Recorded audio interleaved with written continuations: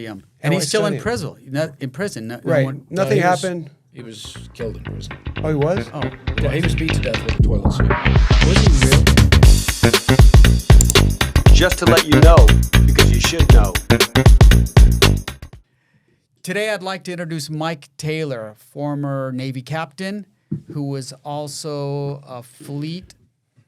who ran a fleet strike force, which is something that's going to really impress you. He's the guy who keeps our country safe.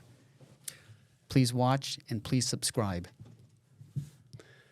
Well, that was a rather mundane intro, but I liked it. It was okay. It's pretty good for a civilian. Yeah, exactly. So I was going to put him Because on. you didn't say task force. I was going to put him on my he shoulder. didn't say task He force. said I strike force. He was Yeah, task force commander. I was just task- exactly task force. exactly how you told me. Yeah. Task force commander. Yeah. But I guess if you're on a task force, you're going to be a striking force. So you're kind of had it right? You're going to strike something, right? Well, I think they did. I think probably in his career they struck. We don't some even have things. to think. We could just ask him. So what does that entail? Okay, so task force command. So I was a ship driver, right? I drove ships. I may have been driving one of those suckers right there. Probably not the guy in charge of the big deck. That's an aviator. They always put an aviator in charge of something that launches aircraft. But the ships on the periphery are surface warfare ships, and I was the captain of one of those.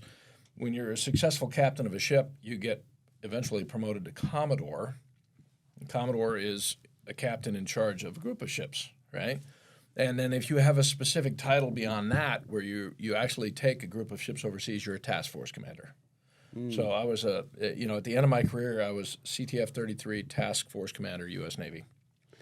We went overseas and did basically overseas engagement exercises, working with foreign navies. What did you engage in? Did you do the pirate thing? I did a lot of counter narcotics. I did a lot of piracy. I did a lot of Fifth Fleet exercises. Basically, I've been off the coast of Iran. Quite a few times, monitoring the airspace. The purpose of surface ships in this configuration is to protect what we call the bird farm.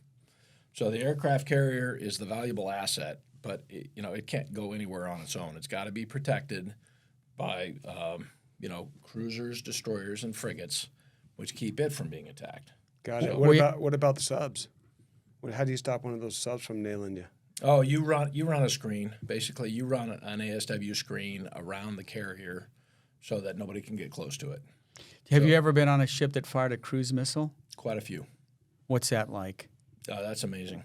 That's amazing. How accurate are those things? Too close to the mic. They're frighteningly accurate. I've done Tomahawk strikes throughout my career. I was on the USS Shiloh, which was one of the premier Tomahawk platforms in our Navy.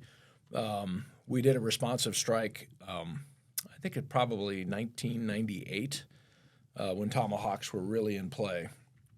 We also did a strike that's still classified to this day, which was in Afghanistan, it was one of the earlier attempts to get Osama bin Laden. So you shot one at his house? But you missed. Exactly. No. Or he wasn't He's there. tall. No. How can you miss him? He's pretty tall. President Clinton was having dinner, and we couldn't get authorization until he finished his dinner. And then when he finished his dinner, he had to call the president of Pakistan to request overflight. So we waited about 6 hours to perform the strike, and by that time Osama bin Laden apparently got tired and went home. So we did vaporize a terrorist training camp. A bar. Exactly. But we missed our target because of the political delays in getting permission to overflight Pakistan. I wonder what he's having for dinner during that time. Hummus, pita bread. No. A little bit of goat cheese. No. Something Clinton. grainy and local. Oh, Clinton. Not I thought you said Osama bin Obama. Laden. No. I don't know. I don't think. Who cares what I don't Bill was having think for Clinton ate. He didn't eat hummus, but he ate some other stuff that got him in trouble. Well, you got two different people here: the guy that we were targeting and the guy that we were asking permission. And then, Well, you would think if you'd interrupt your dinner if you got some guy going, "Hey, we got Osama bin Laden." Wait, got to finish his steak. I got some pudding. Yeah. Hillary, hand me the pudding. Yeah, I got some pudding. Oh my God. who's doing it? It's like, where's Bill? Yeah. I did not have Monica. sexual relations with that woman. Yeah, exactly. That guy. Where's Monica? Yeah, get the guy over here. We need to. Bill, what's this blue dress doing here in the back of your car? Oh my God, leave the guy alone. He already went through his problems. I know. And then during, not to interrupt your this is great. But during OIF, Operation Iraqi Freedom, I was on the Sixth Fleet Command ship, and we were the launch area coordinator for northern Iraq. So we flew Tomahawks into Iraq every night, probably for 6 weeks, and took out a variety of targets, which included some of those fabulous palaces that Saddam Hussein had built. Right. Well, they were using them, I believe they were using them to launch strikes out of, and they had military in there. Well, correct? they had the headquarters personnel in there because they had gold-plated toilets and faucets and stuff like that. So all the northern forces were headquartered in some of these palaces. So we eradicated some of those as well. Frank once used a gold-plated toilet, but it was actually a Did bassoon. he have permission? A bassoon. He was Yeah, in that was high a wild school. night. Yeah. I just urinated in a gold-plated toilet. No, Frank, that's a musical instrument, and you're suspended. Now, so when you do Tomahawk strikes on a fixed target, you have to calculate the size of the building and the square footage and the number of floors and the construction material, and then there's a little matrix. It's actually really simple. 3 stories, granite, 16,000 square feet, and the answer spits out as 12 missiles. Now, do these missiles explode on impact, or do they sometimes explode before they get to the target? No, they don't. They're not impact detonated. They're a little higher. They have a higher level of sophistication, and then you have to offset the detonation time so that one doesn't blow up the rest.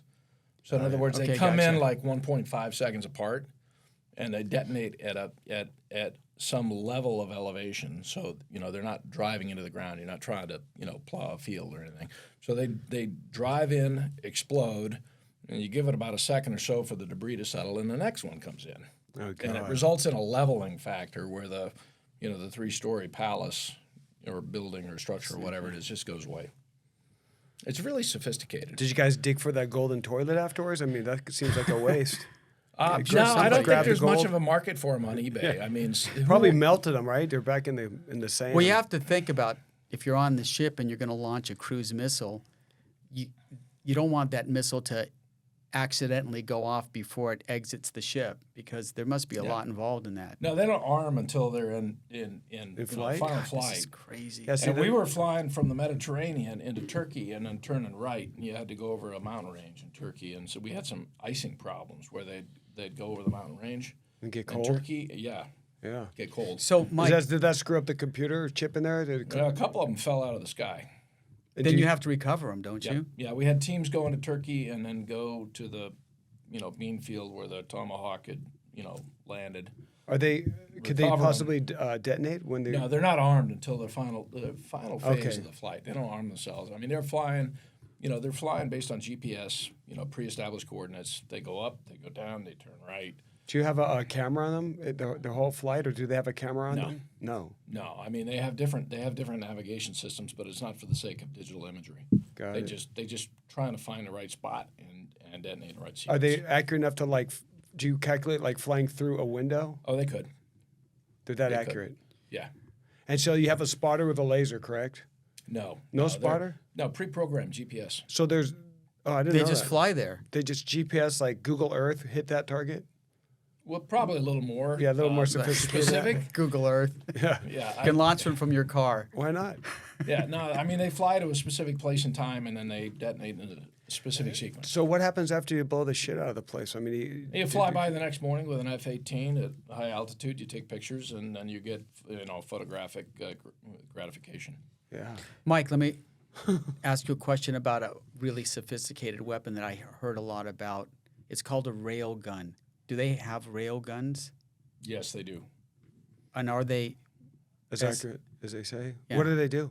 No, they're shit. What do they? Well, what does a rail gun do?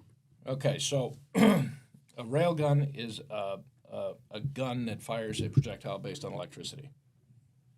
Okay, the electricity accelerates. You know how a generator or an alternator works? Yes. Okay, there's a stator, which is the outside, and then there's the rotor, which is the inside. So if you apply voltage to a gun barrel, right, you can apply a positive to one side and negative to the other, and the thing that moves doesn't turn like a generator. It actually is Goes forced out the straight. barrel. And so, how fast do these things travel? Ridiculously. Is But there so there's no explosion? Like when you're launching a regular missile, you'll see the fire come out and all that. With electricity, is it just like quiet leaving the ship? It is the spontaneous discharge of electricity into the positive side of the barrel, which is conducted through the projectile into the negative side of the barrel, and it spits.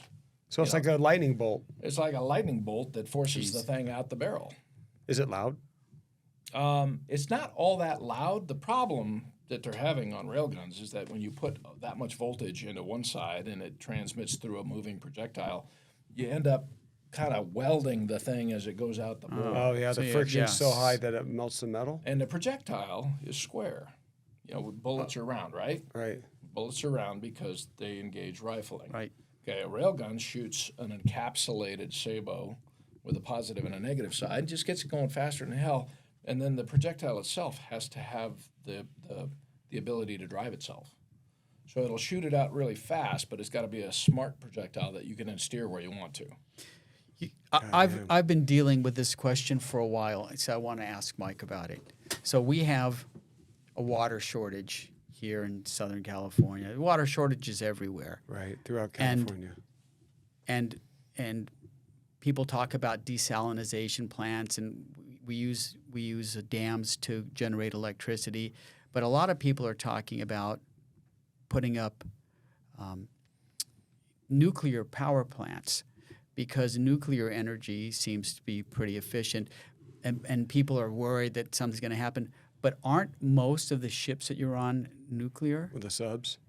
No, so all submarines in the U.S. Navy are nuclear, and all carriers are nuclear.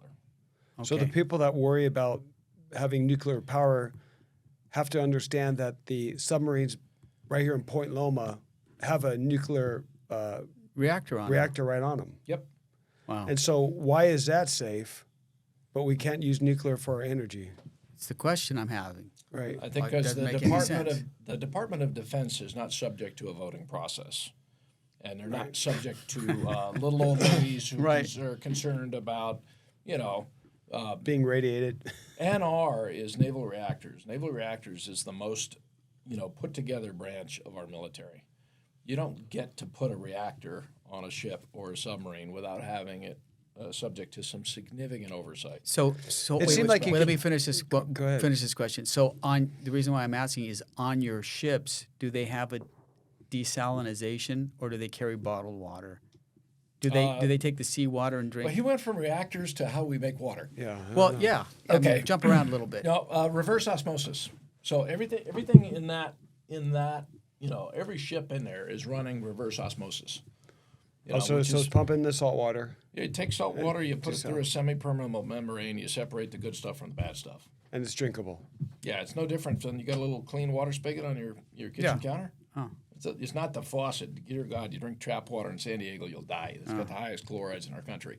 But if you run it through a bunch of filters and you got the little drinking water thing, you get less than 0.065 EPM chloride water, which is really clean and tastes good. Most places in our country, you can drink water right out of the spigot. It tastes good. It seems like if you have nuclear on a ship, it seems like somehow you can plug into the ship when it's at port, use it to like Charge your phone. Yeah, charge your phone, charge a city. It just seems like the way they make like San Onofre, it's a huge cement dome that's covering all these nukes. But why is that not safe? But it's safe to put a nuclear reactor in a tube, I've been asked. That's a metal the question. tube that's floating in the water. And they're in San Diego. They park here. So why not put the nuclear reactor in the ocean and get it from That's there? what I'm saying. And then use that to do a desalinization plant. Right. And then you have Uh, got the clean Egypt- energy. It lasts forever. Right. I mean, the way the nuclear, just to go over this, the way a nuclear sub works is that there's a ball of energy that's constantly burning like a sun, right? And it's just hot, just stays hot. And then the water goes through It's it, a controlled reaction, Right. which heats water, which creates steam. which creates steam, which is your primary loop. Right. And then that goes through a heat exchanger, which heats a secondary loop. The secondary loop goes through a turbine. You blow the clean steam through a turbine. You don't blow radioactive steam through a turbine. The primary loop, heats the secondary loop. The secondary loop is clean water. They don't cross boundaries. It goes through a turbine and makes electricity. So it seems like that would be something we should look at. Right. I mean, if people, Especially- how many nuclear subs are off our coast right now? I mean, like at Point Loma, at You dry know, dock Stationed at Point Loma? station right now. I don't know. There's No, probably but- a half dozen down there. Yeah, so you got At least a half dozen. you got a half dozen nuclear reactors in one spot, and then people are worried about the nuclear. Well, the reason why San Onofre. I'm bringing this up is because the Navy seems to come up with a lot of they're innovative. Yeah, innovative ways of And how so- to survive in the ocean So with nothing around. all you. these people are buying electric cars, and I just had this thing where this person wouldn't buy a house, wouldn't buy a condo because they couldn't charge their electric Tesla, car. right? But I don't think our power grid can support like all of the electricity that everybody. It you know. already can't. There's So no way. you have to find an alternative source. And I know Mike's a big car guy. Like Mike knows about cars. Oh yeah, he's a car buff. Like he just I have a couple. Yeah, just a a few. Couple. Mike has a One of the few guys who turned his backyard into a multi-level car stacking Right. mechanic shop. It's a He just- dispensing he machine. just- It's easier to get them in Hey, and out. okay, look. How'd you talk your wife into that? Like the Right. ultimate man cave, a 2-story double-decker No, but he got car. Frank, Corvettes. you buy her a Porsche. And Yeah, she's there on you board. go. It's like, So- honey, I got you a Yeah, Porsche. I got to take care of that. He just car took for a you. Humvee and that wasn't running. Right. Like essentially the person just gave up on it and goes, I don't know what's wrong with this thing. Mike took it. I watched him. Right. And in like 2 days, the thing is running perfect. And Yeah. look, Mark, that's called a mechanic. yeah, but They're all over the place. so I have an engineering brain. I know how to think my way through process. what's your favorite car? Ooh, a 64 Vet? oh, that's a good call. That's a good one. Yeah, it's called the C2 series. They have a body style that's really so beautiful, really yeah. classy. Yeah. I like the new vets they're making. I like the new Stingrays coming out. I think they finally got an idea Well, when of they what went looks mid, sexy. they went mid-engine. That was That's a spectacular. game changer, So, right. so C1 was the late 50s, Yeah. a little too round for me. Right. C2 very classy. You know, Right. they had big blocks in them and all that. And then they went into the C3s, which they call the Coke bottles. Right. They're kind of skinny in the middle, fat on both Right. ends. And then there was through the late 90s and early 2000s, they just got a little odd, right? They did. And then they Square in the finally back. they finally figured out that if they put a mid-engine in there, because trying to stuff that motor up front was kind of an antiquated idea. They finally took the motor to the back. I think that's like C9 or 10. They look good again, and they're a good product. They shut down tours in a Corvette factory for a year because it was kind of top secret. They wouldn't give anybody a tour of the factory. Almost until looks they like released the mid-engine. a Testarossa, the way they position those engines now. Yeah. They even have. Yeah, Or they finally went to the mid-engine. Right. That was the real groundbreaker. Right. So it took And they them a while. put that glass cover like standard to see that engine. It's Yeah, just so you get beautiful. engine porn. You can look through Yeah. the glass cover. Engine porn. You It's get like, engine yeah, porn. baby. You're like, oh, look at Yeah. that thing. They're nice. Car buffs They're understand nice that. You looking just cars. look at it like when I used to have my Harleys, I would park my main one in my living room because I just didn't want. First of all, I didn't want to get ripped off. Second of all, it was just like a piece of art. I'd have my little rubber pad and Yep. I just look at it right below my TV. I know you should and drive just it go, through your "It front is door every night. Right, it's just and park beautiful. it in the living room. Yeah, I had those wide bars. It's hard to get in. I didn't care. That's when you were a lifeguard, Yeah, that's when I was a lifeguard. riding it with your shorts on to the beach. No, I don't think that ever happened, bro. Yeah, it did. No, Speedos. I'm just kidding. Barefoot, Oh yeah, going to work. sandals and I'm a Speedos. Harley. And I'm a you- biker. And instead of a helmet, you had swim goggles on. And Mark, you were worried about what I'm going to say? Shower cap. He's swim admitting it. cap. Hey, Oh, dear Lord. but okay. The reason After why the we're Navy. jumping around, Mike is such an eclectic amount of knowledge on so many things, but can we go back to the Navy? How do you keep the ships, like who's ultimately in charge of having these things not run into each other? Because there's no lights at night. It is pitch black in the ocean. How do you do That's that? true. So ships have lights, right? They're called running lights. Right. But they're not for the purpose of seeing where you're going. They're for the purpose of Other people. showing other people where you Right. are. So if you want to drive, the experience of driving a ship, next time you're going down a freeway, turn your lights off. No. Right? Yeah. And then just look at everybody else's taillights and try to figure out how to not hit them, right? There's no illumination of where you're going. There's just recognition of other people out there in the same chunk of water as you, but there's no lanes. Right. There's no... It's almost three-dimensional So how- because so how- you can't see the sky. It's just like a floating When, Red light. Yeah, well, when you see two taillights ahead of you, Right. you assume there's a car ahead of you and he's going the same direction as you. Right. Okay, but the reason you have a red and a green Right. and a white light on a ship Or is that, starboard. And yeah, you get to look at, do you see red? Do you see green? Or do you see green and white? Right, Do you that'll see tell you red the and white? direction, right. Yeah, then you can look at the goes, yeah, I got a port running light. right, exactly. And so I'm looking at the guy's port side, which means he's steering to the left of me. Uh-huh. And if he's steering to the left of you, you know, and and his bearing drift is left, you can't hit him. Right. Right. You can't hit him. Right. He's going to keep going left. You're not going to hit him. Right. You know, but if you got a guy on your left side and you see a green light, Yeah. you're Not looking good. at his right side, he's on your left, he's crossing in front of you. Right. So, and then you just have to calculate right, whether or not you're going to center punch this guy. Right. And then you have to calculate who's got the right of way. So only one guy has to maneuver. If you both turn, Yeah, you're gonna run into each yeah, other. you can't figure out. Yeah. Then you're both maneuvering. You got a complex situation. But if the guy looks, and says, "Oh, he's got the right of way," that's the other thing. You know, if you're looking at a vessel with a green light, Right. You're on the starboard side. yeah. Well, he's gets on to your go. port. You're on his starboard. Right. But He has you know, right away. Actually, you have right of way. Wait. He's on your left. Starboard. You got right of way. You got right away. Correct. It's almost like Yeah. traffic lights. Yeah, you're right. You know, if he's over here and you see red, Yeah. he's got the right of way. And then the white light. That's the on one. top. There's a masthead. Okay. There's two masthead lights. They tell you how big a problem you got because if there's one, he's a small guy. If there's two, he's a big guy. But if you're looking at his stern light, that just tells you that if you've got a stern light and a What direction he's going? Yeah, it just basically tells you what direction he's going. Basic navigation. Those are the rules of navigation, even in the smaller boats. In any boat, that's the right So of way. the thing I remember, and I went to Claremont High School, so I'm not that smart. The vessel to the right has the right of way. If he's to your right, you're seeing his port running light. His port running light is red, which means don't go. Right, stop. It's like a traffic light. Right. Right? You see him. He's on your right. You got a red light. You're like, uh-oh. He has the right of way. Right. Okay, and then you have to either come right or slow down and let that person pass in front of you. It's Easy. port, starboard. However, if you do screw up and make a mistake, you ain't turning those ships fast. Oh no, yeah. If you screw up, it's a bad day. Yeah. 'Cause Let me there's ask you something 300 about the aircraft 300 carrier. people sleeping down below, and you're gonna, you don't want to take 300 of your friends out. Battle You know, stations. if you right. drive after a few cocktails and you kill your best friend, that's one guy that you killed. But Right. if you're on a ship and you got 300 people, it's really important you get it right.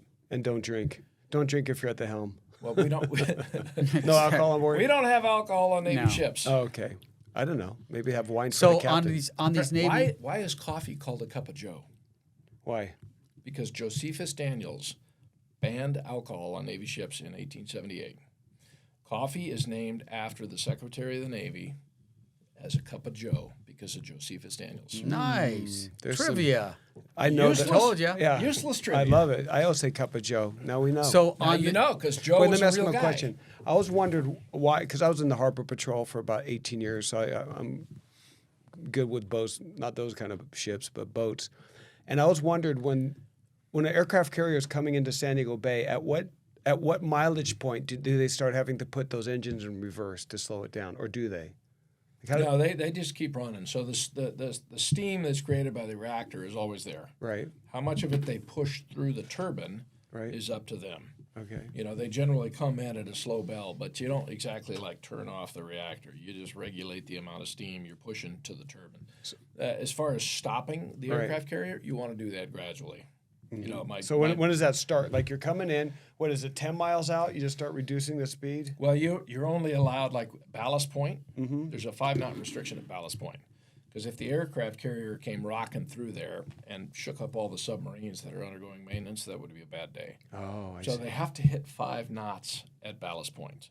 Then they can come up a little bit after ballast point and approach, the piers at North Island. But my dad was an old ship driver. He said, never approach the pier any faster than you're prepared to hit it.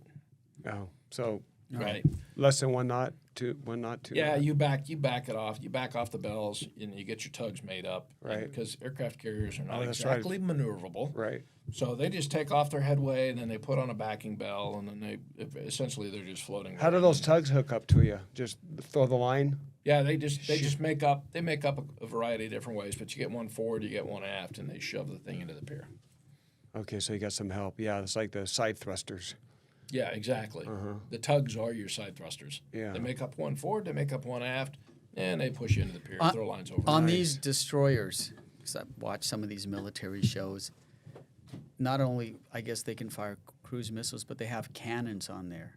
How far can those cannons shoot? 20 miles? You talking about like the 5-inch 54, the gun? The ones that you see come, boom, No, you'll the see big, them, the big ones. They're like 10, 12 miles. Yeah. It's a 5-inch round. So you can't see the shoreline, and you can still hit something. Yeah, you generally, like, the island of San Clemente. Yeah. I think you got a picture of Catalina somewhere around here. I saw Yeah. a picture of Catalina. But anyway, the island of San Clemente is for gunfire. And you're usually like 6 miles off the coast when you're doing NGFS, Naval Gunfire Support, with a 5-inch gun. And you can, you lob that thing out there, you can see it impact. Are those accurate? Oh, yeah. Very So would accurate. you say that our Navy, because you've been out for a little bit of time, do you think that we're prepared if we had to go to war?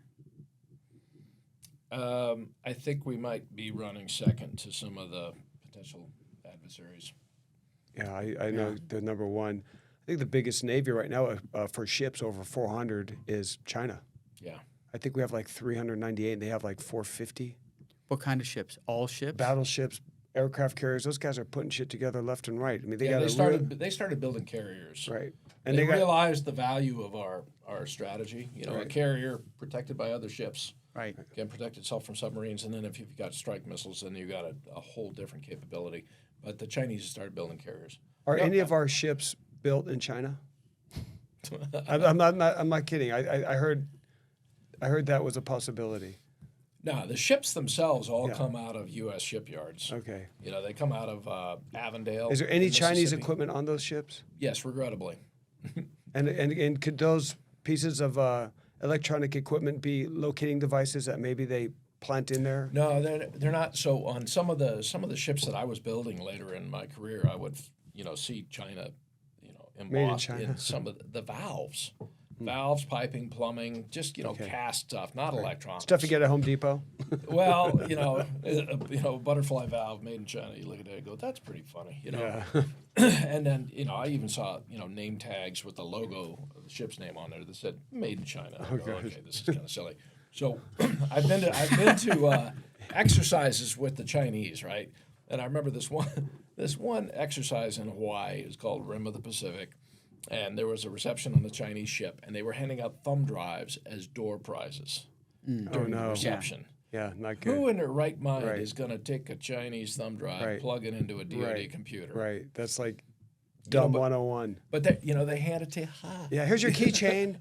They're hoping it holds 2 gigs of person. info. It's just one person. Yeah, That's one what they're person. hoping for. So numbers. Well, there's a lot of sabotage too. I think there's a lot of Espionage. spies and espionage and the sale. Well, that- they collect a lot of data, and them handing out thumb drives at a cocktail party was pretty ironic because you can't put a thumb drive in a DoD computer.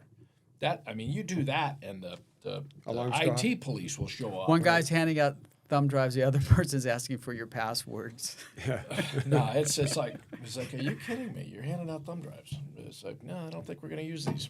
Oh my So- gosh, it's Yeah, so I- true. Do you I know mean- what? I go to a lot of real estate events and they hand out thumb drives. I never put anybody's I don't thumb either. drive. I That's don't your even brother. take it. He's trying to collect data. Yeah, exactly. He can have it. He's collecting data on other local sales. Yeah, he'll see Oh. how boring my life is. If anyone watched me, they'd turn that channel pretty quick. I pull up a photo of Frank riding his Harley in his Speedos with his goggles on. If you want you're me, Mark, Mark, stop it! You're killing me. you want me to make you a visualize poster that. and I'll send it to you? He drives. I already my- have a poster, full size. Signed. He drives past Exact- my house every day. I don't Yeah, want to that's visualize him and his. I know. Yeah. That's funny. So, in addition to doing this, you have a very unique business where people who maybe they have normally females who have a husband who pass away, and they have a safe, and they open up the gun safe. and it's full of guns. Tell us about how your business works. You got gunauctions.com, right? No, guns are dangerous. I don't touch guns. Yeah. Okay. Yeah. Gun violence. Okay, so no, the Navy sent me up to Seattle once upon a time, and I went just by myself. I left the wife and the kids at home. And my neighbor in Seattle was a retired detective, and he did gun shows. He's also a former Navy guy, so he thought it was hilarious that this Navy captain was helping him carry guns into gun shows. But, I mean, I had free weekends. What am I going to do for a couple of years? So, I mean, I came home every couple of weeks to spend time with the wife and kids, but I also went to gun shows. So for 2 years, I was kind of like the understudy of this retired police detective in Seattle, and I watched, the gun show activity, and I learned a lot. And then I eventually applied for my own FFL. So I'm a What does FFL stand for? Federal firearms license. Okay. Okay, and I've got this, as you probably have guessed, I've got this ridiculous brain that retains useless knowledge. So now I can recognize every firearm, what it is, how it, when it was made, and potentially what it's worth. So I do estate liquidations of firearms online. Did you get into gunsmithing at all? Yes. So somebody goes like, "Hey, one of my pins is missing, or my spring." Where's you Or can some identify guy it? says, "I took my rifle apart to clean it. Can't put it back. Can't put it back together." Right. Why am I looking at your brother right now? Yeah. Why am I looking at your brother? I took it apart, but I can't get it back together. It won't go back together. It won't go back together. It went back together, but I have extra pieces. That's the one thing I don't like. I'll admit it. Cleaning my guns after I shoot them. Well, You paid somebody to clean them. Yeah, I say clean my guns. oh, that's embarrassing. I know, like a manly thing not to do. But the gun. So I was in the gun. I just got done shooting. Yeah. And there's a guy out there cleaning a gun who works there. And I'm like, "What do is that your gun?" He goes, "Nah, clean guns. Just $10 a pop." I'm like, "Shit, here's 5 of them. I'm gonna go shopping. How long is that gonna take?" I don't care how much it's not. I don't want to touch that stuff. Gritty, oily crap. I just Well, want- you shouldn't take them apart. These days I've got a Glock and I've got an ultrasonic cleaner, and I just drop the Glock in the ultrasonic cleaner. The Oh. whole gun? The whole freaking gun. Wait a second. This is new. Our Viewers want to know about this. I want to know about this. Tell us about this. Is it a box? Yeah, It's like the same way they clean It's like a dental little tools? stainless steel tank, Yeah. right? You put water in there. It's got a switch that turns on the heater. The water gets hot. You put simple green in there. Now you got hot simple green water in there. Then you take the magazine out of your Glock, you slide it open, you drop the whole freaking thing in there, and you hit the on button. What's the first thing that happens when you turn on your ultrasonic cleaner? You hear a buzzing noise. No, the cat goes, "Fuck you, Oh, I'm out really? of here." The cat will freak out. Oh, they can't. The sound. Yeah. They can hear it? Oh yeah. We can't hear it though. I need to put one of those on my lawn because these Yeah. guys keep, You'll get these dogs keep crapping on my lawn and they don't pick it up. Clean all your guns in your front yard. Cat, yeah, I know it works on cat. The cat achieves like Mach 2 in about a second when you turn on the cleaner. So it's like, why did the cat just run out? Yeah. And I put, eventually I'm like Bart Simpson, turn on cat run. Turn on cat. I'm like, yeah, the cat can hear that shit. Wow. So I just run the ultrasonic cleaner with hot water, for about 10 minutes. And then you look in there, the water that's in that tank is filthy. So the ultrasonic cleaner's vibrated all the dirt out of the block, right? You take it out, you take it down to the workshop, you blow it out with compressed air because you don't want residual water sitting in it there, right? So you blow the snot out of it, thing dries, and then you just lubricate the rails again. Oh gosh, I want that. That's perfect answer. Or you just go It's to better Mike's than house. You take it all He already apart, has you do it. the slide off. You know the correct I'm not going to way bother him. to do a Glock disassembly? How? You take off all your clothes, Right? you go into an empty closet, and then you take your gun apart because all these springs and pins and shit will fly out. Yeah. If you do that in your living room on a carpeted floor, You'll never if you find do it. it in your den and stuff falls out, good Right. luck finding it. Right? Yeah, You know how many kidding. people call me and go, "Well, I took it apart and this pin Can you shot put out." any gun in there or it has to be a Glock? No, anything. Oh, that's I mean, if it's got wooden grips, I might take the wood off. Right. Right? You don't want to soak the wood. But everyone has. I mean, I have an idea. You have one. I like. I want a Backmeyers. bathtub like that, and I'm going to sit in it. It's a little bit of simple green. Come out. I'm sure that tub will look all dark and gross. Go out and get my my blower from outside and just blow myself So off. that's where do you get these boxes? Can you purchase them? Yeah, my buddy bought one on Amazon for like $110. And what are they called? Ultrasonic cleaner. Wow. That's what the jewelers use for cleaning Yeah, jewelry. that's right. Well, I didn't think about putting a gun in there. That's beautiful. Smart. Yeah, it's That's hot what I mean. water I mean, with it's- soap. that's It a different- vibrates all the dirt out. Right. That's that. He's smarter than us. Right. Easy. Easy. Like if we put ourselves add our IQs together, his is higher. We don't have to Google. We'll just call it Mike. You don't have to just call him. Mike. How do I do this? It's Okay, so true. Navy, cars, and you're doing something now. You're in charge of a few buildings. What's that like? And then I want to ask you something that is a huge issue in real estate. Mark and I are both licensed real estate brokers in California. And one of the issues that we come across is home affordability, crime, homelessness. It all impacts real estate.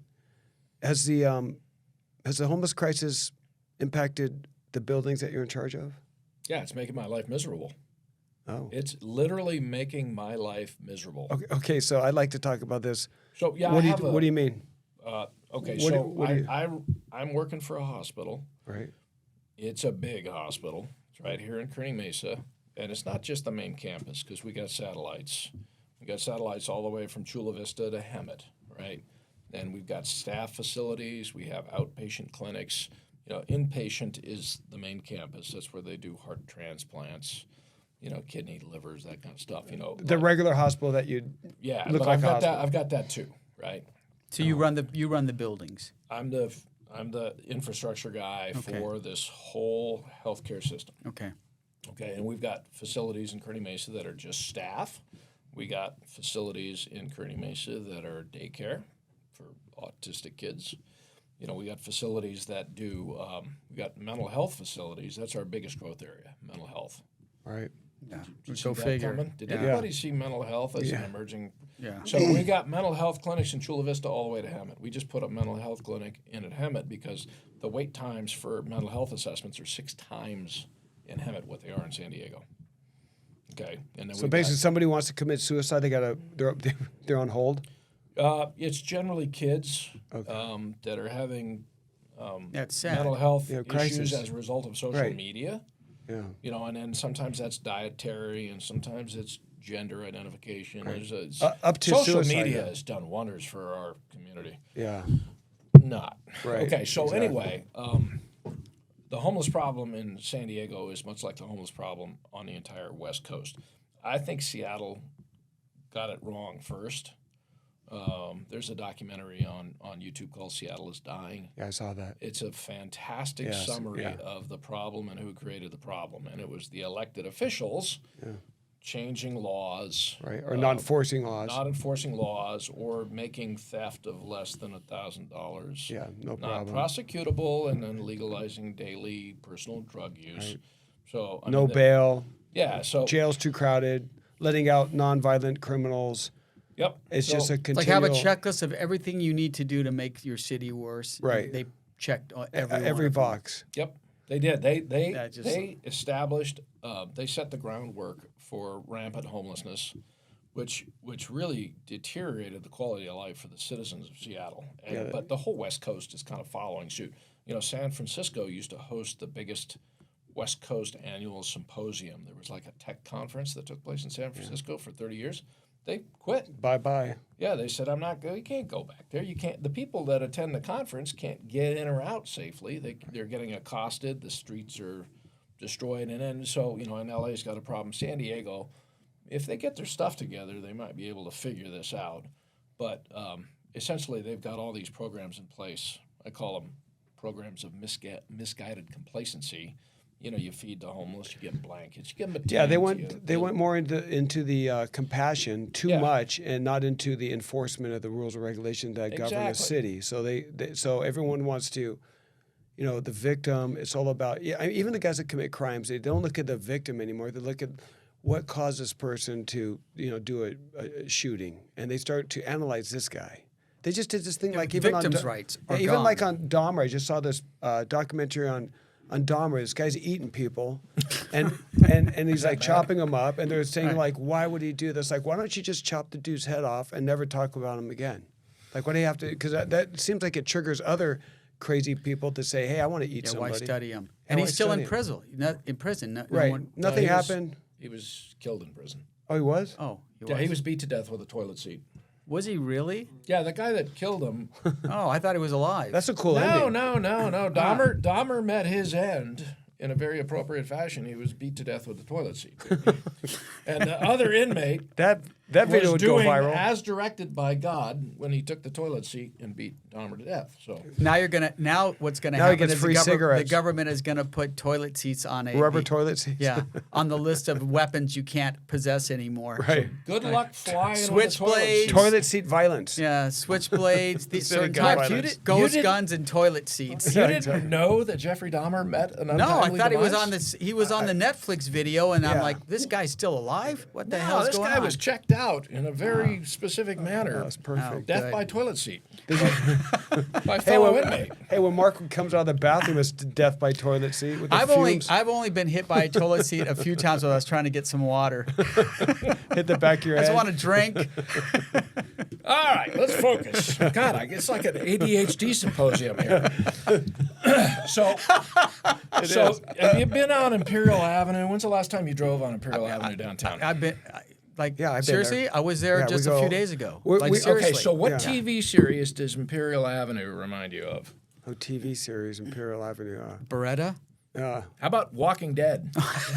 It's the frickin' cast of The Walking Dead. you're It's right. like there are 500 zombies on each side of Imperial Avenue, and they're Right. barely coherent, and they're staggering around, and you just It's a full zombie apocalypse. It's a full zombie apocalypse downtown. And then, do you remember, like about 5 years ago when we had a Hep C outbreak downtown? yeah, of that course. wasn't good. Does anybody know why we had a Hep C outbreak yeah, downtown? because the toilets. homeless people are shitting on the sidewalks. Yeah. Yeah. Exactly. So And so sleeping in it. Our Stepping in it, elected the officials dogs. turned our city streets into toilets, and then they executed a $12 million contract over the course of a weekend to go spray bleach on the fecal matter that they helped accumulate on the city streets. Do you think $12 million could have gone to some better way than a reactive measure Right. Yeah. to homeless on the streets? Yeah, they could have spent They're not that on proactive. Depends. And Porta outfitted potties? Yeah, something. How many porta potties can you get for $12 million? A lot. A lot. God, that's so true. lot. So they react. Our elected officials. Plus, all that bleach they- is going into our gutters, which is going into our. Oh yeah. Yeah. Yeah, it's disgusting. No, it's and it's not just they're not just spraying feces and urine. They're spraying, shots, needles, Yeah. residue from fentanyl. Like Yeah. who knows what else is coming I up? It's think going into the tide drainage. is changing. Okay, so the city council had a vote recently to ban homeless people sleeping on public property, right? Tents. A Oh, tent. tents. Okay, so what Can't was have a the- tent. So how many people are on that voting body? 9. 9. And it was a 5-4 vote. I mean, 5 of them had enough sense to say, "Yeah, this is a problem. We got to stop this." Right. So 5-4. I want to know who those 4 are that said, "No, it's okay to sleep on the street." It's a humanitarian crisis where you're treating humans like dogs, and to let them sit there and walk around like zombies. They're not treating them like dogs. People treat dogs better. Yeah, If they see exactly. a stray dog, And they like- take them into the and- vet. and you they think- take Now, wait care a of 'em. minute. Yeah. There was a program in San Diego, funded program, where you could get veterinarian care for homeless dogs. So the homeless guy with the homeless dog, right, gets a free veterinarian assistance. You gotta So- have a companion dog. Well, yeah, because Sparky the bum has got a dog, and the dog doesn't deserve to be homeless. He deserves veterinarian care, so they spend money on that too. So it's like all these different compassion programs, enabling programs for these homeless living on the streets, and then they don't consider the secondary and tertiary effects of this. So they passed the rule to get the tents off the streets by a vote of 5-4, barely made it. Now they're starting to move the homeless off the streets downtown San Diego. Where are they going? Where do you think they're going, Mark? La Mesa? Kearny Mesa. Kearney Mesa. Oh, your territory. They're coming up here. Oh, yeah. Okay. I mean, when you get them off the streets, how far do they go? They're not like going back to Illinois, right? Right. Yeah. They just go, and you can't go south because I think there's a country called Mexico down there, so they go north. And there was the They first, can't go west. They go Mission Valley, perhaps. Yeah. So they're Good all luck keeping a catalytic converter on your car in Mission Valley. So they come up. They come up to Kearny Mesa. Sad. It So is. my secretary called me 2 weeks ago, and she couldn't get into the office Why? because there was a homeless person sleeping against the doorway. Right. She said, "I can't get in the office." I said, did you try to wake him up? She's like, I'm not doing that. You know, she's a young gal. Right. And I said, okay, give me 10 minutes. I'll be there. Right. So I had to go wake up the hobo, the homeless person. Did you bring him a cup of Joe? And bagel. No, I just Got to be compassionate, Mike. I'm not You're so compassionate. cruel. I'm a veteran. I'm way beyond compassion. Okay, so you wake this guy up, and did he flip out, pull out like a knife? No, he woke up and he did the Walking Dead episode 12 thing where he just shuffled off down the road. Yeah. Right? I mean, I felt bad for the guy. He was obviously in distress, but he's blocking the doorway to the hospital. So, and you know, we've got a lot of linen in a hospital, right? These big, massive rolling blue carts of linen, and they get pushed down by the loading dock, and they go off, and they get washed, and then they get refolded, and they come back in their hospital linen, right? The homeless guys go in there, and they take all this linen out, and they set up makeshift beds. So every little patch of shrubbery. How do they get him? How do they get They him? steal them. They just steal them. They go in They there. break in, or do they? No, No, because no, they're we- waiting at the dock. Yeah, I see. we put the linen, the soiled linen from the hospital goes into That's- a massive blue bin, Right. and then we have That's to not put it good. outside for the company to come and get it. Before the company comes and get it, you know, Dutch and Sparky are rummaging through this stuff, and they take it off into the bushes, and they make beds with soiled hospital linens. hospital linens. Yeah. So now we have to build a cage to hold the soiled hospital linens. Oh, I thought you were going to build a cage to hold the Hold homeless. Sparky and yeah. Dutch and Sparky. Yeah. Euphemistic names for the homeless. Oh my gosh. So, and about 2 months ago, I went into one of our HR facilities, and there's hospital linens on a couch inside the building. So, I'm thinking- oh, I said, this isn't right. who's sleeping there? Who's sleeping there? Right. Who set up a bed on the couch? Right. In So one of I your go- in one of your buildings. Yeah, right here in Kearney Mesa. Okay, so they An office building for hospital staff. So they stole had the to linens. wait. They had to break in. Yes, they did. I went back to the front door, and it had been crowbarred open. So they a homeless guy stuck a crowbar in the door, destroyed the door jamb. I mean, this is a commercial grade door. Destroyed the door jamb. Right. That's 10 Went in grand. there and took his old soiled hospital linens that he pinched off the loading dock, and he made himself a bed. He slept on the couch. Okay, it gets better. How could this get better, Mark? I don't It's know. already But I'm entertaining, like, right? look, I'm really curious. But let's stop the show right now, and we'll hear this on part 2 next week. Yeah. No, we're not doing You don't that. want me to No. finish? No, we want you we're to joking. finish. You're here Yeah, for 2 kidding. hours. Yeah. Okay, so continue. This Yeah. is good. Okay, so I'm with the chief operating officer of the hospital, and she says, that's a homeless person. And at first I didn't want to believe it. I said, yeah, maybe it's a husband who got yelled at by his wife. I don't know what's going on. But there's paperwork on the couch with the hospital linens. It's probation paperwork. It's got the guy's name on there. It's got his parole officer's name. The guy got out of jail, raided the linen, broke into the building, went to bed on the couch, and then went off to get his Starbucks in the morning and left his probation I don't think he paperwork. went off to get Starbucks. Probably something else. What do you think? A little bit of crystal meth, maybe. No, Yeah. something. Some I don't know, weed. but he Little left bump. Maybe his some paperwork on the couch. So I found the name of his probation officer. I called his probation officer. And the guy's name was, hypothetically, say, Eric. I said, I think Eric broke into our building last night. He goes, well, you're going to have to file a police report. I said, you're the guy's probation officer. You're his PO. Yeah, you're the PO. Why Right. don't Why you are you know, making the citizen do it? Yeah, you're You're in charge of this guy. Didn't care. He didn't blew give it a off. Yeah. He blew it off. So then I go back and I get the security camera footage that shows the guy coming and going and prying the door open and doing all this stuff. I got enough evidence to pretty much, tie this one up. And here's the funny part. The guy walks by the security camera. He's got a hospital backpack on. Trauma pack. I'm like, where did he get a hospital backpack? Those are in another building. So I go to the other building and he pried that one open too. Oh God. And so we're reactive. We're Yes. just solely reactive. I'm going to tell you know? something, Mike. Way back in the day, I think it was about 5 years ago. There's an old clip of me saying this. I was talking to the commercial industry. I'm part of the board of directors here, and I said, and they didn't care about homeless. And I'm like, hey, listen, guys, we got to figure this out because there's going to be one day where the homeless are going to affect your commercial business. And they go, how's that? And I go, they're going to be sleeping in your front door. Mm-hmm. but one day you're not going to be able to move them that easy because they'll have a right to stay there. Oh, yeah. You can't throw them off. You'll get charged with assault. You can't take their stuff. You'll be charged with theft. And it's going to impact you. That was 5 years ago. We should pull that clip. And sure enough, exactly what you said. Hey, there's a homeless guy in front of my building. We don't want to go in. We're scared. What do we do? So that jams up 3 employees right there. That puts that you call 911. Jams up. It raises. They have to fix everything. Right. So and that's a then we end up- $10,000 door that's damaged. Two. Another door that's damaged. 2 different doors. A disgusting biohazard material out, causing You who gotta knows clean what the those so- sheets you have are to for. clean the sofa now, You may be or treating get a rid guy, of it. for MRSA, or you may be treating a guy for a communicable disease. I mean, you're in the hospital, so that means something's wrong. And you're taking those linens and you're putting them in another building. Look at the contaminants of that. It means if you go to the It's hospital. disgusting. So never sit in a chair in the hospital waiting room now. Just stand. Bring your own sheets. Say, here, nurse. like a hotel. Yeah. It's bad. They're living in the bushes. They're living in the Okay, trucks. so- They're living in a parking structure. Listen, They're we living don't in cars. have to come up with a solution. Why? Well, Why? Yeah, what are you talking about? Why? We have to talk Us about, 3? why not? Who else is going to do it?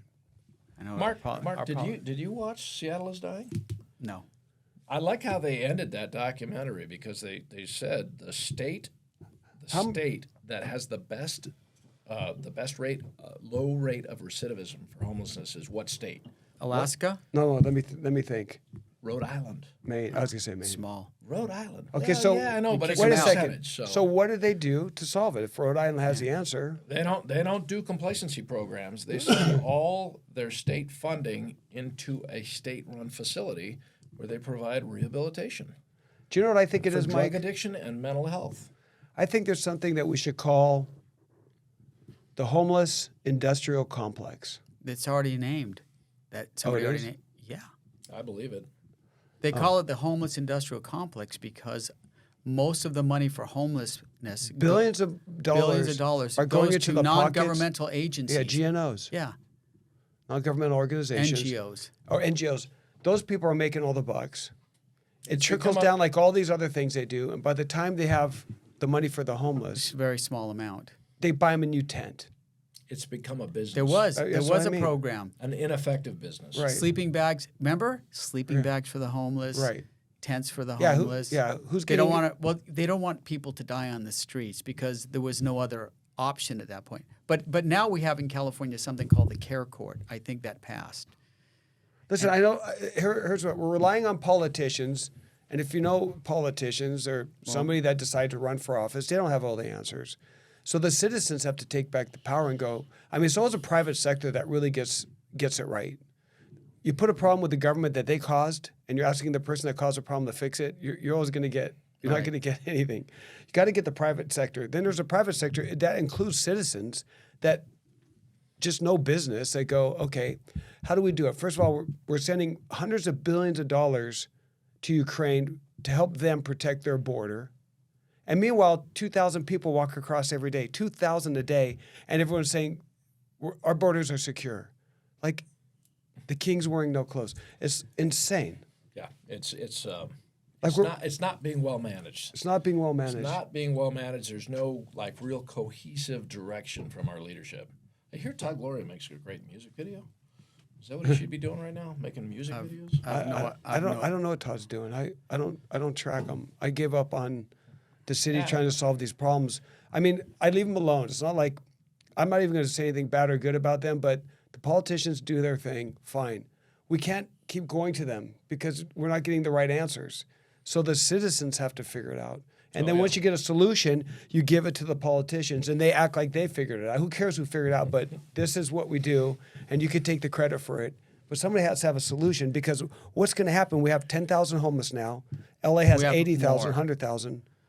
L.A. And no one is sees that as a estimated about crisis. 70,000. San Diego, the count was like 12,000, but they're thinking it's like double that because they do a homeless count. All these volunteers. And what about all the people coming across the border? Where are they going to live? They've been going to these sanctuary cities. Yeah, but They pass on through. Actually, Yeah. you know, the guys that cross the border illegally, they just kind of pass Yeah, on they pass. through. They're not as problematic as the people that are rolling in here. San Diego's too expensive for most people to live. Yeah. They're So- just like, I'm going to another state. No, I used to live in Bay Park, and I remember the people that would cross the border, they'd follow the train tracks up into L.A. Right. Yeah. We watched They them go. would walk and I walk remember. and walk. Yeah, They didn't totally. cause trouble. They just went north. Right, they want to go work. Until they could get to a farming community or a place where they could get a job. They never caused problems. They just went north. What I think is that America gets complacent, and I don't think about things happening that much, but when you think about it, it's almost like we're living September 10th now.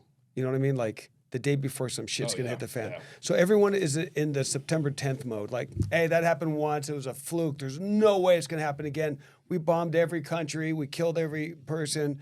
We're not gonna do it. But then it happens again because we drop our guard. And that border is, how many people are coming across that border that don't have good intentions?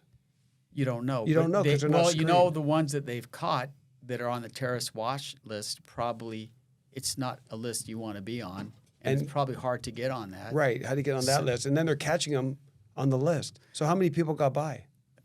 Well, they have No one people knows. all from the European bloc countries coming across, people from Haiti, Somalia. Oh, everyone thinks it's everybody. Hispanics. It's like not Hispanics, okay? Hispanics work, hardworking people. They need to get somewhere better. I always wonder why all those people that are coming by the millions a year, why don't they just stay in their country and overthrow the government and just like say, hey, we Because want... they have no way to defend themselves because Yeah, every because one they of don't have those Second government- Amendments. They don't have Second Amendment, so every one of That's them what it have is. no It weapons. is. Yeah. That's the whole difference between us and other countries. Everyone who's anti-guns, it's like, listen, for me, the Second Amendment was never meant for you to shoot a guy who breaks into your house, defend. It's really for when the government and the tyranny, and everyone thinks that doesn't happen. It happens all the time to countries every day. I think it was the purpose of the Second Amendment. Yeah, exactly. To allow us to protect ourselves. They said an armed society is a polite society. And it sure is. You disarm a society, you got nothing polite. The problem is some of those firearms are in the wrong hands, illegally purchased to the wrong people, use it for the wrong reasons. True. And they're screwing up the Second Amendment for the average American that is a law-binding. Anyone like with CCWs that I meet, carrying concealable weapon permit, is 99.9% the most upstanding citizen. You'll never know that they pack. They mind their own business, but they want to have protection because they understand that if you're in a violent situation where the only answer is, I need to defend my life, cops are going to be there. When minutes count, the police are only hours away. Right. Yeah, when minutes count, but seconds matter. Yeah, well, I mean... Shit goes down too fast. My buddy in Seattle he carried 2 guns. Yeah. And so I was with him when people say, why do you carry a gun? He goes, because cops are fat and they're heavy. And I can't carry one of them, so I just carry a gun. You can't get a police response in time. I've called 911 many times, and there literally no answer, or all lines are busy. And you're like, oh, okay, so what do you do after that? Yeah. Oh, you try to call, and then you call. I just had a homeless guy walking down my street the other day. This just happened, and I heard it we have like Neighborhood Watch. And it was coming down, so people are calling me. I think you're aware of that. I heard it. Yeah, that guy was having a very robust conversation with an imaginary friend. Right, so he's screaming, and then so I get the call because I live in a cul-de-sac. Hey, like we got a cool street. It's like, hey, there's a little breach in security. There's a guy heading your way, and so I go, okay.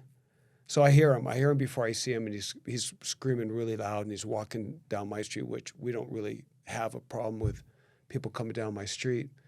And so right away I size him up. I'm on the 911 call. So I'm like, hey guys, you got a PERT team ready because I need you to respond to this address, and we need psychiatric emergency response team. So get your PERT, get a guy. There's a guy walking down. He's screaming at a girlfriend that he's chasing down the street, but there's no girlfriend, so he's not chasing anyone. I don't want him to think his imaginary girlfriend went into my house and started coming to my house to find his girlfriend. So, and they're going, okay, hold on. I'm like, oh, here we go. So he's getting closer and closer. So I confront him. And then What you're not supposed you to go, do. oh, it's my brother. Yeah. Like, hey, Don't worry Mark, about it. It's just Mark. Mark, quit screaming. I didn't know you confronted the guy. I could hear it. I could hear it from my house. It sounded to me like I'm not a real sports guy. I thought there was a game on TV. Yeah. I thought somebody. No, he had a good voice. He's like a Viking. Yeah. This guy wasn't a small dude either. He was either. bellowing, but Yeah, he when was I hear bellowing. yelling on a Sunday afternoon, it's usually So what because happened? somebody's watching TV. It's a sports game. But that guy was just fighting with his imaginary girlfriend. Right. Well, what happened was, and of course 911 was saying, don't approach him. I'm like, I'm approaching him because I'm the last house on the cul-de-sac, and he's coming right to my house, and I got my kids here. I got a disabled child in a wheelchair. This ain't going to end up well if he gets into my house. So I'm going to talk to him. But what I did, because I think I'm pretty much trained, you know, I've been in law enforcement for many years. I had this situation happen. I went up to him and I'm like, excuse me. And I saw he had hospital shoes on, hospital pants. He had a tape right here with, you know, just pulled out an IV. So wherever he was heavily sedated somewhere. Probably came out of a lot of the 5150s go to Sharp. Yeah, okay. They so get released right in Kearney Mesa. Well, there you go. So this guy's definitely a 5150. So he's coming down. I'm like, excuse me. And he's like, and I go, would you like some water? Your voice seems a little rough. And I want to give you some water. And he said, yeah. And I'm like, okay. What's your name? He's like, David. And I'm like, David. And he starts screaming at the car.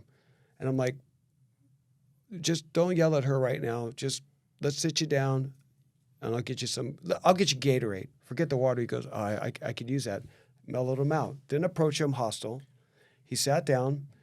I went into my house, got a Gatorade and some bread. And I'm still on the phone. These guys are in my ears. 911. I'm like, where's your PERT team, man? Like, you guys' reaction time is way too slow. Okay, so this has been like an 8-minute call. And so I went on there. I give him Gatorade. I start talking to him like a human being, and I size him up. I know how to. I wasn't going to defend myself. I just have to run away. You know, like the guy's not going to catch me. He's barely moving. He's moving slow. Big guy though, big beard, look like a Viking, bellowing voice, strong, big human, and he just was mellow. I just treat him normal. Like, hey, I'm not going to say there's no one there because that's going to trigger him off. I'm going to say just leave her alone for now. Have your Gatorade, man. You need to relax for a second. Then you can get up and continue. Okay, so that lag time, now he's sitting down, has his legs crossed in front of him. I have him in a good position. Where's the PERT team? They go, we're up your street. They're developing a plan. I go, what? I go, this plan was supposed to be developed. You guys are supposed to respond. What, are you in training right now? You know what we have. Get your PERT team here. You know what I mean? Like, this is going to go sideways quick. I'm able to restrain him. I'm giving him liquid. He's gonna react, and then something's going to go wrong. And then they finally came down slow. I'm watching these cops. I'm like, I know they have their policies and procedures and all their rules, but my whole thing is the response time is so slow. And if I didn't know how to talk in police code and basically tell them, they may have not reacted. So what happened, Mike? They picked this guy up. Yep. And guess what they did? Because I think you know what they did. I know what they did because I saw. Yeah. I saw What'd they do? He'll tell you. They let him out of the car at the intersection of Governor and Genesee. Right. So This guy was still in his hospital. They took him four blocks away and let him go. and released him. You know Is that the answer? Do you know what This guy is in a catch mental and release is? Catch and release is what you do for fishing. Fish, right. Trout. Yeah, you catch and release a trout. That way you get more trout. But they've turned homelessness into catch and release. They catch the guy, they take him somewhere else, they let him go. Right. I mean, the demand on police resources. Yeah. Think about the number of officers Right. that were responding to an issue which wasn't resolved, which then just probably became another issue somewhere else in our county. I mean, Whose phone is that? It's not me. I'm not Somebody's ringing. gonna. Somebody's fine. Is it yours? Oh, it's mine. You owe Busted. Sorry, a $50 fine. $50. I don't know why it went off because I have it. Yeah, no, they're Sorry about that, guys. They're just passing the buck. One of my fans. They're just passing the buck. I mean, that guy clearly had been in a hospital and he had been here's my treated thing. and released. If you're gonna do a service and all this money is going into homeless, and you have a PERT team, psychiatric emergency response team, that person should have been taken for medical treatment and helped. He's going through a psychotic episode. He thinks his girlfriend is in front of him. He's walking down streets yelling as loud as he can. Then he has hospital socks on. You have to change the law because the law only allows a 3-day hold. Well, they didn't even do a 3-day hold. I know that. No, that's a 5150 call where they're going to go. CMH is going to evaluate them. At the end of that 72 hours, ask them 2 questions. Do you feel like harming yourself? No. Do you feel like harming others? No. Bye-bye. They don't treat anyone. They just let him go. That guy needs to be at least a 6 months detox. Minimum. Why? Check out where he's at. Get him off the drugs. Get him on the right drugs. provide him service, figure out what his ailments are, and if you have to house him, We'll pay for that. That's what my solution is. So some people? what's the most egregious thing you've seen with regard to homelessness? Oh, I could tell you right now. I just saw it. What'd you see? I saw a guy at a crosswalk trying to fight everyone who stopped. Oh, yeah. And he's saying, "Come on, let's fight." He jumped on a hood of a car. The lady was back there. The kids are like screaming, trying to get backwards. And he wants to fight her. Then he just jumped off randomly, like his attention turned, and he was blocking traffic, trying to pick a fight.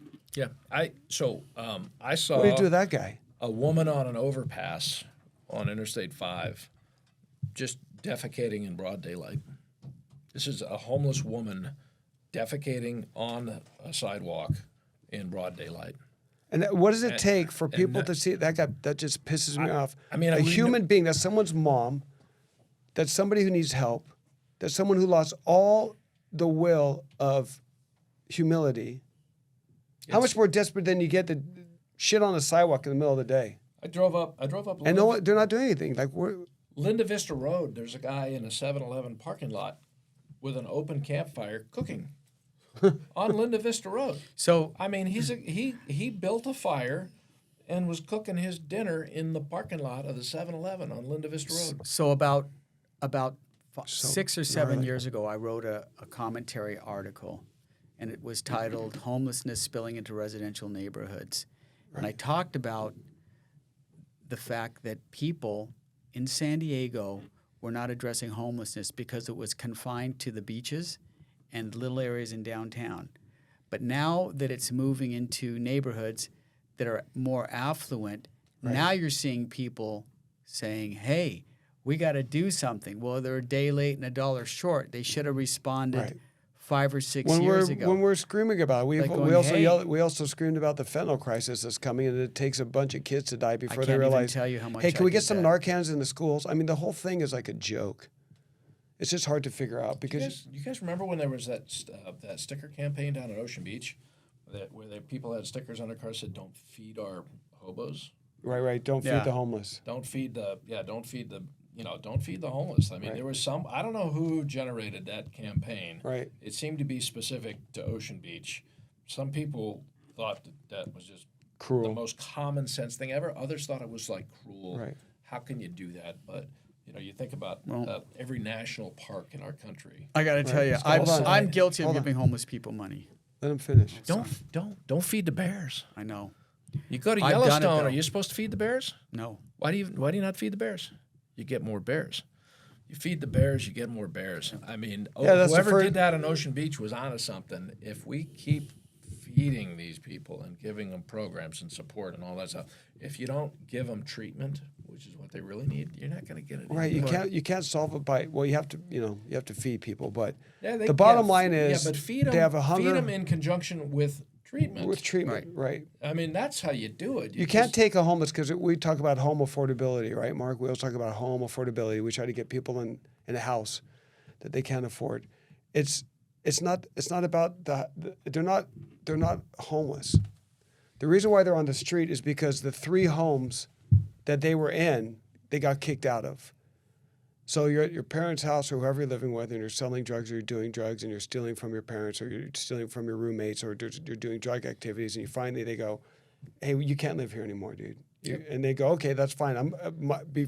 Other than a shelter, the drugs are more into my love affair than me sleeping in a nice place." So they go to their friend's house. They do a little couch surfing. Then the friend right away goes, "Oh, I didn't know it was this bad. Like, you got to go." And then they're in someone's garage. Yep. And then someone's garage goes, "Hey, man, you just ruined my garage. You're cooking, you're doing weird stuff that not a normal person would do. I can't do anymore." Then they're on the streets. So why would you take a heroin addict who's on the streets or crystal meth addict and put him in government funding houses? You're just hiding him. But he's going to ruin that place. He's eventually going to want his drugs. He's going to do his drugs. He's going to cause problems, and he's not going to make that program. It's not going to work. So it's not going to work. So you have to have the method in place to get them off drugs. It's a total detox. So I talked to this guy out of Dallas, who's a friend of mine, and they had this multi-story apartment complex that they put all these people in, homeless, the drug-addicted people.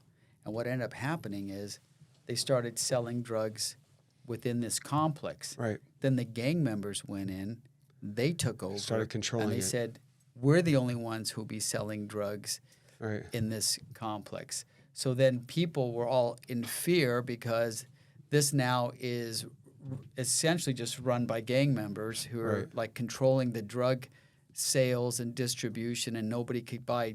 None of these other guys were able to sell their drugs, so they become dependent on these guys. They're giving these guys all their stolen goods and whatever, and they're Right. fencing all this stuff. So they turned a public apartment for homeless became a haven for gang members controlling the drug trade within this little area. And the police just go, Nobody saw it coming.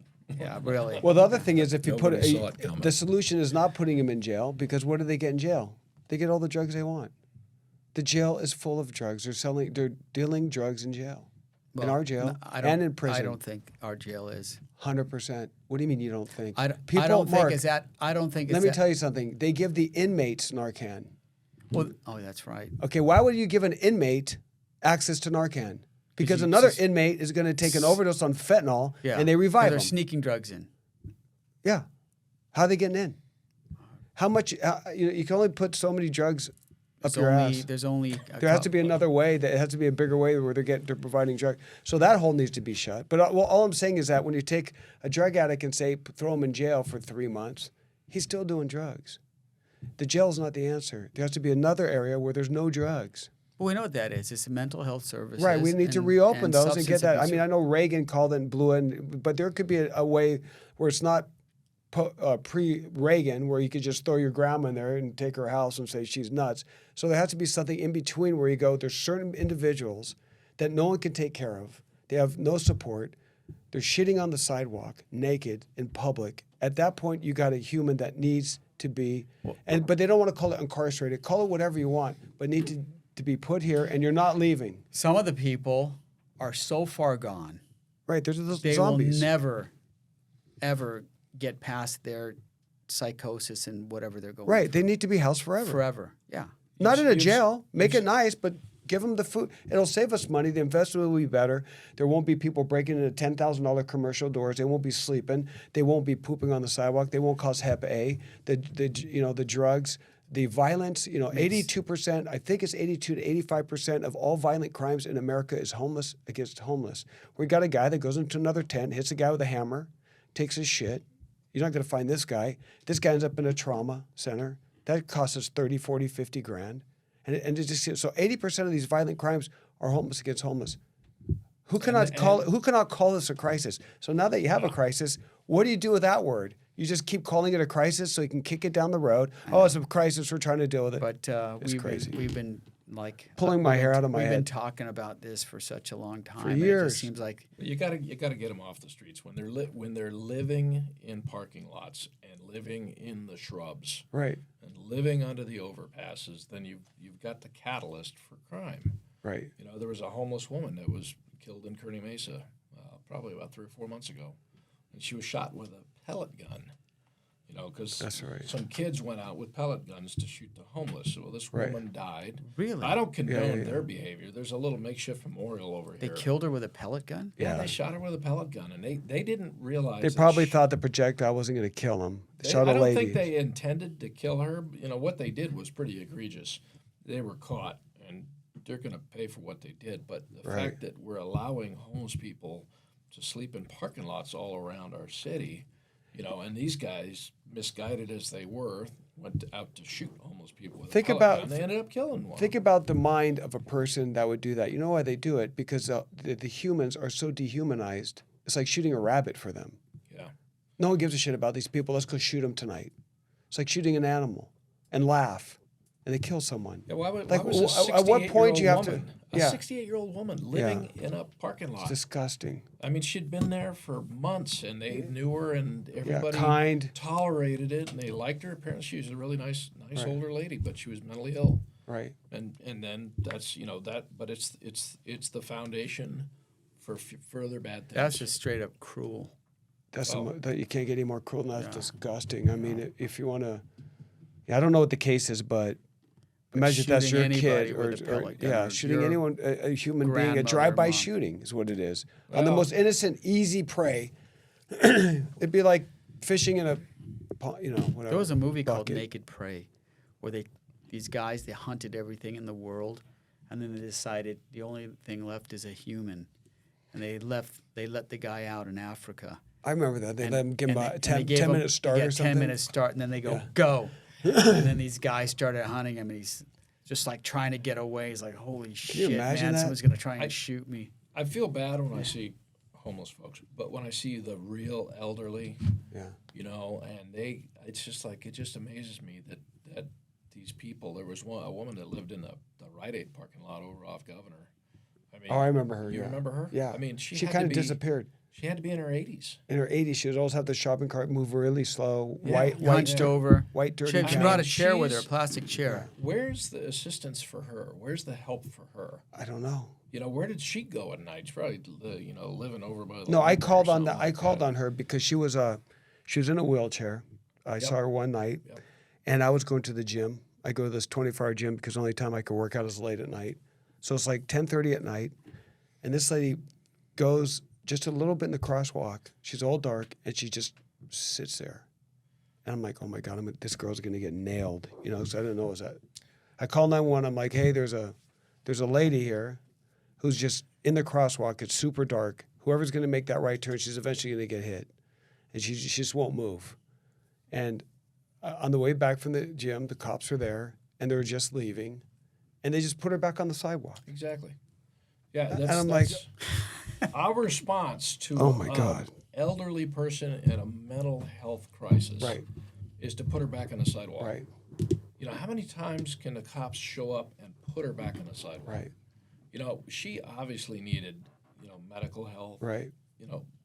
She's screaming and it was a cold night too, and I was looking at going like, it's heartbreaking. it's heartbreaking. It's to like, see these what do you people do? living on the streets. Yeah. Yeah.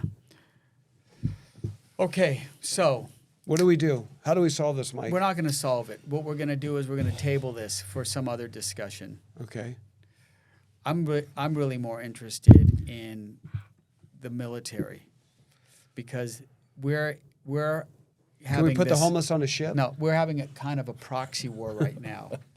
And I want to know Mike's take on this. We're having a proxy war with, Oh yeah, we go to World War III or what?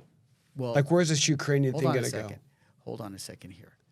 So, You're taking too long to explain this, man. You got to speed it up, Mark. okay, Mike, I'll speed it up. Just say it. Do you think that this war with Ukraine against Russia is the same as the beginning of Vietnam? No, it's just another proxy war. I mean, Vietnam is a proxy war that went bad. There have been a lot of others since then. You don't think this is gonna go bad? It's not I don't looking- know. I don't. I stopped watching the news, man. I'm telling you. I just I've got neighbors. Some of them that they're glued to the news night and day. They're just watching the politics and the rhetoric right, and, right. the, I don't and do the that conspiracy theory. Right. And I'm giving up on that. So what's happening in Ukraine is tragic, but it's no different from many of the last 10 proxy wars, where we're funneling resources into one side and the other side is trying to counterbalance us. I mean, it's sad. I've been to Ukraine. Really? Oh yeah. Is it nice? Yeah, it's an amazing city. It's Sevastopol, Ukraine, smack in the middle of the Black Sea. You know why they call it the Black Sea? It's freaking black. Is it really? Yeah, you look off the ship and it's like, man, that's black. I don't know why that water is that way, but it's a very strategic peninsula sticking out in the middle of the Black Sea. The whole Crimean region right there. And the other interesting thing, I didn't know about it until I went to Sevastopol, is that place has been the center of some of our biggest wars for hundreds of years. The Charge of the Light Brigade? Mm-hmm. You ever heard that famous poem about the Light Brigade that went roaring up this valley and got decimated? No. Outskirts of Sevastopol. So some English guy. maybe it's ground zero for the devil or something. No, All this it's just shit been starts there. a disputed area for hundreds and hundreds of years. I mean, there have been some of the bloodiest wars ever fought, and the Russians turned that into a headquarters for submarines.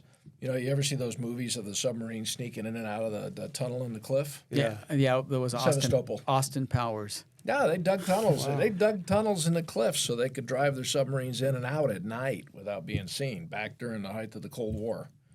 So, I mean, the Cold War was centered there. I mean, the Crimean War was centered there. That place has been a hot spot forever, just due to its geography and the value. Okay, so let's say we're taking a bet. You have to put your name, like, what's the score going to be at the end of the game, and you fill out the charts. Yeah. So where would your bet be a year from now? Let's call it 2 years. You could probably do this bullshit for another year, but something's going to happen. It's boiling. It's going to be, someone's going to make a move. What do you think the move's going to be 2 years from now? I think the Ukrainians will ultimately, prevail. Social media, the internet, this information age, you can't do clandestine, sneaky shit like you used to. Right. Right? 30 years ago, you could probably get away with, something like that. Whatever transpired in Vietnam was not subject to, internet scrutiny. Right. But the Ukrainians don't ever call them Russian. They're not Right. Russian. Right. They have their own identity. They Right. have their own history. Right. And they will probably prevail. I don't think Russia can just go in there and whitewash everything and call it a day. I mean, the international response is gonna eventually outweigh them. I don't know what their short-term goal is for their interference but they can't take it over. Okay, so I'll be the devil's advocate. What about the opposition? There's other countries that are forming a bond. You got the China, Ukraine, Tehran. Who else is going there? That are kind of like, hey, let's stick together on this one. So America has been to war several times. However, they've never been in a war recently where they had a good opposition. I don't think Iraq was that much of an opposition. I don't think Afghanistan, because these guys are running around in rocks. I know you can pluck them off one at a time. It goes nowhere, but they're not a superpower. What happens when our country goes to war with an actual reputable challenge, like two good football teams, where you don't know who has what? They don't got to snap the ball if it's going to be if the outcome is going to be disadvantageous, they're not going to snap the ball. Right. I love the war with Iraq because there was so much posturing for months. Right. We both sat on a line Right, of scrimmage right. for months. Yeah. During the Gulf War, Yeah. and when they snapped the ball, Yeah. we ran in there and kicked the shit out of them in 2 days. Right. Okay, just decimated them in 2 days because we sat on the line of scrimmage, got our shit together, and that was over. I mean, they had to stop that war because it was a Too much. yeah, a little Too much of an uneven playing field. yeah, the road of death, all that stuff. Right. It's like, okay, now we've had our way with them. We probably should back it off a little bit. Right. Okay, that's why everything is kind of done by proxy right now. This is a Thanksgiving meal with a lot of relatives show up, right? The drumsticks are already taken. The Right. breasts are taken. There might be some stuffing on the plate. Right. They're going after the vestiges of the Thanksgiving meal, through proxy wars. But Vietnam returned back to Vietnam, right? Right. And capitalistic, somewhat ironic, right? What I find That's so ironic. Ukraine is going to settle out as Ukraine Right. eventually. I mean, you don't know the specifics. Yeah, those these Ukrainians, and I know a lot of them, are, first of all, I know some men, and I see them because I go to this international real estate event. It's one guy, Ukrainian, Igor. I became friends with these guys. I go, how's it going over there? He goes, let me show you what I did last week. And he pulls out his phone, and he has a missile launcher. He runs out into a field, tags and hits a Russian tank. Looked like it was by maybe a kilometer away. But then the camera turns, and he goes, here's my apartment. This is why I'm doing this. And his apartment building that's 8 stories high, half of it's gone. Oh, geez. And his family and the friends are living on the other half. They still live there. So this guy's fighting from his actual backyard. And he goes, what are our choices? So he goes, I don't know if I'll see you again, because every time he leaves, every time we have this show and we go in individual places, I look at the team to see how many Ukrainians are left on that. And some of them disappear, but I'm embarrassed to ask, is your friend, Yeah, they're patriots. they're gnarly. They are Patriots. They are patriots, man. These guys, Ukrainians are badass fighters, man. They do not But give we'll up. find out in 2 years Yeah. what's going to happen. Yeah. And we'll pull the So we have tapes. that. We have that situation we have to solve. We have the homeless crisis we have to solve. We didn't even touch on the border, but that's just a whole different ballgame. It just doesn't seem like you're spending billions of dollars to another country to secure their borders, hundreds of billions, while ours is like leaking like a faucet, and we act like, oh, our border's fine. So what do we do? What do? We button it up and we regroup in 6 months and bring Mike back and see what happens. Yeah, we should do it. We should do like every 3 months because we're pretty active on. I want to solve the issue with the homeless because I am a humanitarian. I don't like to see humans like that. But I'm also like law enforcement, and I want my house to be safe from some guy who wants to break in to take my shit. That ain't gonna happen either. Yeah, we should do a part 2. Yeah, I know part two. there's some facilities out in East County that have the potential to be rehabilitation centers for the homeless. Yeah. They have been run as third party private enterprises in the past, but there's large vacant facilities out in Campo that would have the ability to intake and provide care to the mentally ill. Is anyone looking at those? Well, I work with a guy that's tied into this. Yeah. And he actually knows. What I'm telling you is just my opinion, Right. My reaction to what I've been exposed to. He's actually more on the restoration side of this problem, and trying to find a solution where they can get treatment and get rehabilitation in some of these vacant facilities that are owned by the government. Our they city need help. officials have Where these. it's going to be up to the politicians and the law. So I don't think we're going to do it in this podcast. All right. But people are going to hear about it. Yeah. Tell you what, Mark, if you invite me back again, I'll be smarter next time.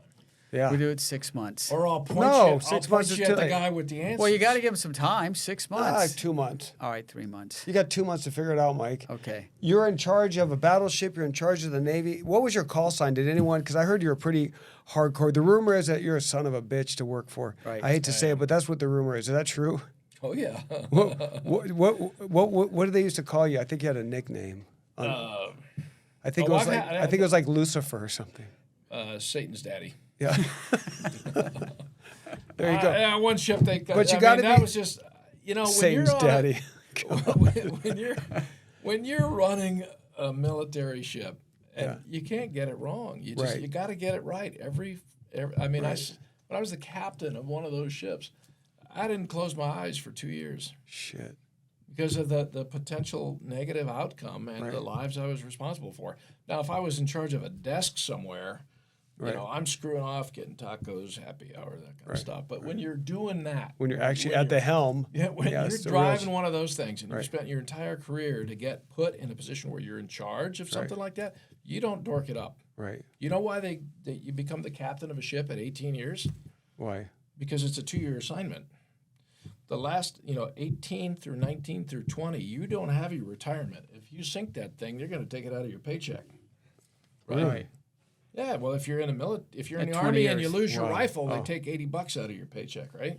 Wow. Well, if you and that's why traditionally speaking, the captain goes down with a ship. That's why he goes. He's No like, way to "Oh, live. Screw it. Yeah, I I'm can't done pay anyway. this back. Right. I can't pay this back. All right. Okay. So, hey, Mike. thank you so much. Thank you so much. Mike Taylor. Mike Taylor, a badass American is what he is. Yeah. He's going to help us solve these problems. It's good to hear from a citizen. We always get the point of view of the homeless. Was a veteran. Yeah, Just not vet- just a citizen. Right. Well, veteran, citizen. Okay. What the people are really thinking out Right. there, as opposed to putting the smoke and mirrors. We're fine Right. here. Let's hear what the real deal is and how it's affecting commercial buildings, how it's affecting, real stories. And maybe that'll spark someone to get to the bottom of this. I love San Diego.